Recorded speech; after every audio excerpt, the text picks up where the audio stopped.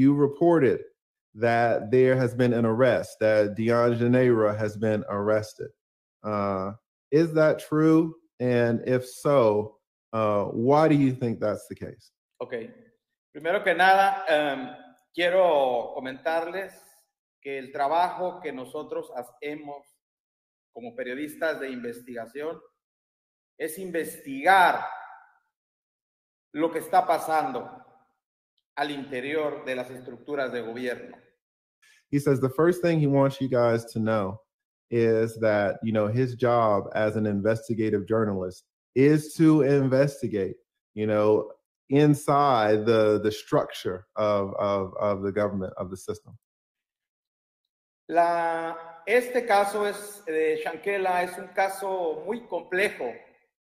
Justamente ocurre cuando tenemos un nuevo sistema de justicia penal en México que no permite que las autoridades salgan a informar a los medios los datos importantes de una investigación. Okay. He says this is a complex case. This case is occurring at a time right now where we have a new system, a new judicial system, a new penal system. And this system does not permit the prosecutors to come out and tell or inform the media about some of the details of the case. Entonces, como no podemos nosotros obtener la información por la vía oficial, los periodistas que nos dedicamos a la investigación tenemos que recurrir a fuentes informativas al interior del gobierno para obtener datos e información de lo que está pasando de manera extraoficial. Okay. So because we can't get information official anymore, we have to go inside and get inside government information in a way that's kind of extra judicial. All right. It's outside the normal process.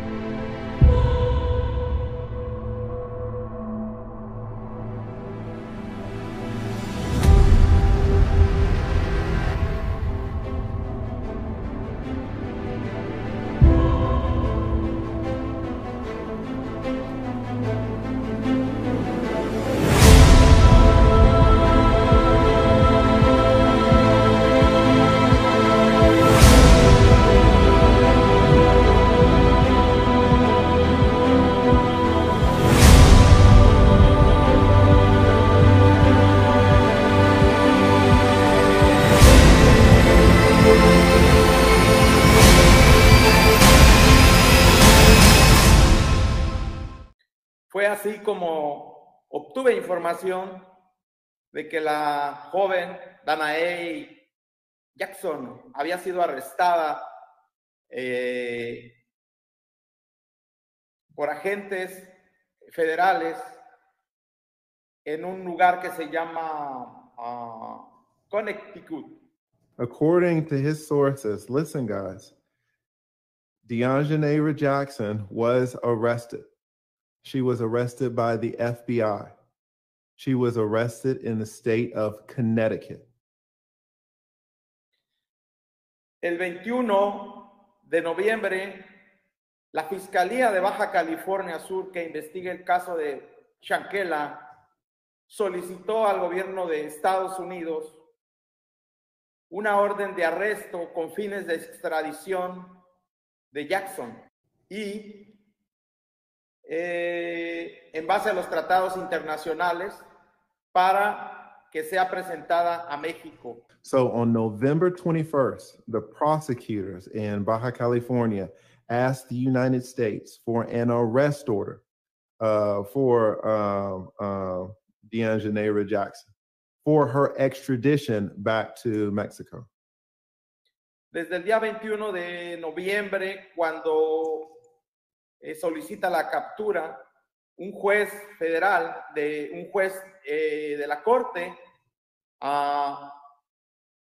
declaró a 𝐑𝐞𝐯𝐢𝐧𝐢𝐭𝐡 Jackson prófuga de la justicia mexicana por el delito de feminicidio, por lo que solicitaron su arresto para que sea presentada en México. Okay. Since that date on November 21st, a federal judge declared that 𝐑𝐞𝐯𝐢𝐧𝐢𝐭𝐡 Jackson was basically a fugitive of justice from the Mexican system. La información que yo obtuve fue que a ella la habían estado ubicando de Charlotte y había la última ubicación que la... He's saying that she was finally located in a house in Connecticut. It was a house that one of her family members had.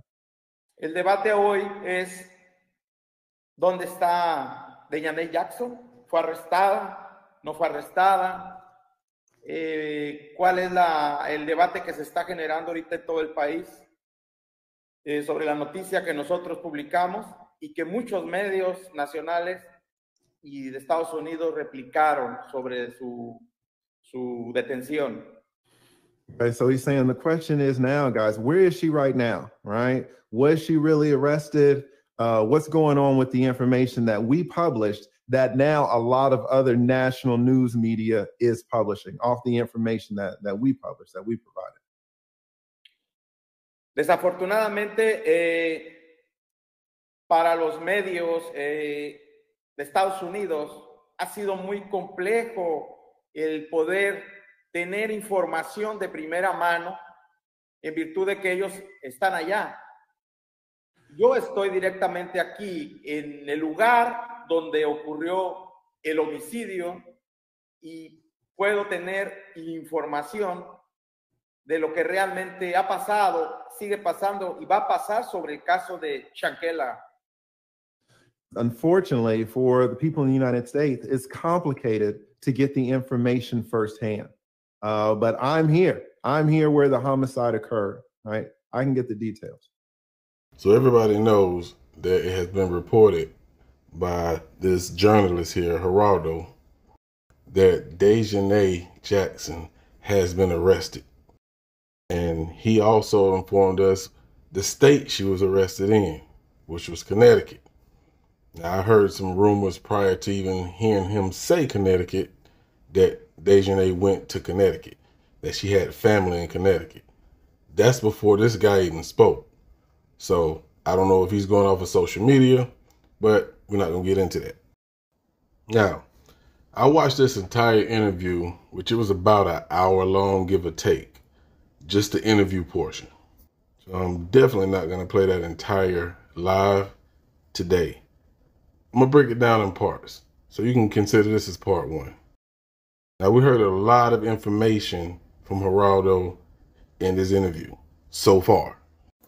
Now, I know there's a lot of people who are questioning if this guy's legit, and rightfully so, because he's putting out so much new information that we never heard, of course, from our news stations here in the United States. Now, if you're following this case like I have been, then you have seen him on an interview with the NCB, and now you're seeing him here with the lead attorney, which I think he did a great job on this interview. But when it comes to his information, it doesn't match up with what we already know, especially the information that was provided by the news outlets here in the US. Now, if you're like me, you've been tuned in, checking for news updates, and you haven't been seeing any. You haven't seen nothing. Everything is coming from him. Now, if you remember what he stated earlier, he said in Mexico, they have a new judicial system that does not allow prosecutors to provide information to the media. So, you know, I had to go check, I had to go research to see if I can find anything like that. And there has been some changes starting back in 2019 up to this year that they have changed within their judicial system. So in that aspect, he could be telling the truth. I'm not just going to write him off. You know what I'm saying? You have to research. and it's a lot more information I have to keep digging for to confirm. So I just wanted to bring this to your attention, just in case you were one of the ones like myself doubting this guy. And I'm still not 100% sure, but this has just been part one. I'll be back with part two. We're going to get into some details of the information as far as what happened with the Cabo 6.